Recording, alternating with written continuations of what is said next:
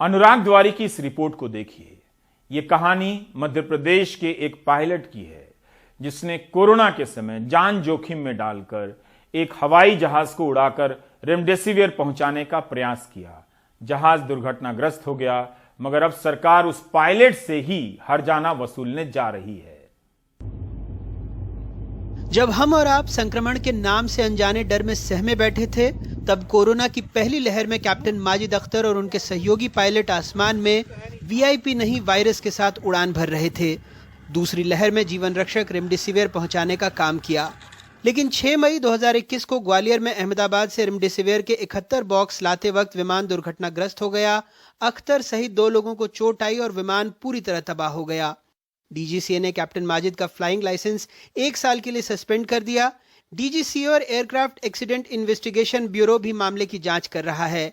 लेकिन सबसे बड़ी हैरत विमानन विभाग की इस खत से हुई, जिसमें न सिर्फ कोविड वॉरियर को 60 करोड़ रुपए के नुकसान का दोषी बताया गया, बल्कि सरकार ने जो किराए पर 25 करोड़ के विमान लिए उसके लिए भी कैप्टन माजिद को ही दोषी माना गया।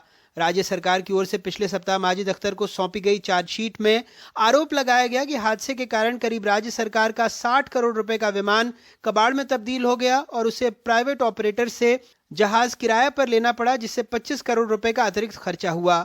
चार्जशीट की ये कॉपी एनडीटीवी के पास है। इसमें माजिद अख्तर ने अपने जवाब में कहा कि हादसा ग्वालियर एयरपोर्ट पर लगे अरेस्टर बैरियर के कारण हुआ, जिसके बारे में उन्हें एटीसी की ओर से जानकारी नहीं दी गई।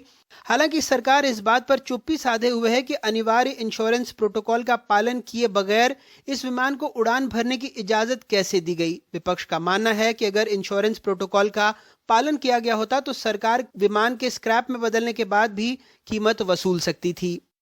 इसका बीमा नहीं था और बड़े ही आश्चर्य की बात है कि इसकी जवाबदारी उस पायलट के ऊपर ढोई जा रही है जिसने कोरोना काल के अंदर जीवन रक्षक दवाइयां, जीवन रक्षक इंजेक्शन, सैंपल और टेस्टिंग को लेकर लगातार उस प्लेन का उपयोग करते हुए कई लोगों की जिंदगियां बचाई, कई लोगों की जान बचाई।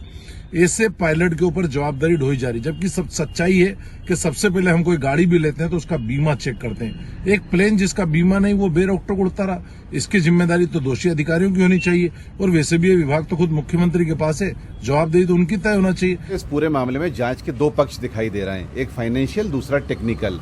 तकनीकी मामले में जो अभी तक स्पष्ट रूप से सामने दिखाई दे रही है, कहीं ना कहीं गलती पाई जा रही है। लेकिन फाइनेंशियल लॉस की जहां तक बात है, निश्चित रूप से दुर्घटना में किसी का हाथ सीधे रूप से शामिल है, जो होता नहीं है। कांग्रेस की सरकार रही देश में, उन्होंने भी बड़े बड़े नेताओं को खुद के विमान दुर्घटनाओं में खोया है। मध्य प्रदेश में उनके यहाँ हेलीकॉप्टर गिर गया था। तो मुझे लगता है ऐसे मामलों में कहीं ना कहीं राजनीति करने का विषय नहीं होता। ये कुल मिला के बहुत ही संगीन और गंभीर विषय है। इस पर सरकार और डीजीसीए मिलकर अच्छी जांच कर रहे हैं। घटना में विमान के cockpit, propeller blades, propeller hub और पहियों को काफी नुकसान पहुंचा था।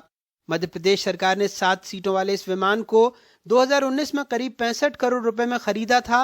मामले में बार बार फोन और मैसेज के बाद भी राज्य के उड्डयन विभाग के अधिकारियों ने कोई प्रतिक्रिया नहीं दी। हमारी आपकी गाड़ी से दुर्घटना हो जाए तो पहला सवाल यही पूछा जाता है कि गाड़ी का बीमा था या नहीं। यहाँ तो पूरे 65 करोड़ का विमान दुर्घटनाग्रस्त हो गया।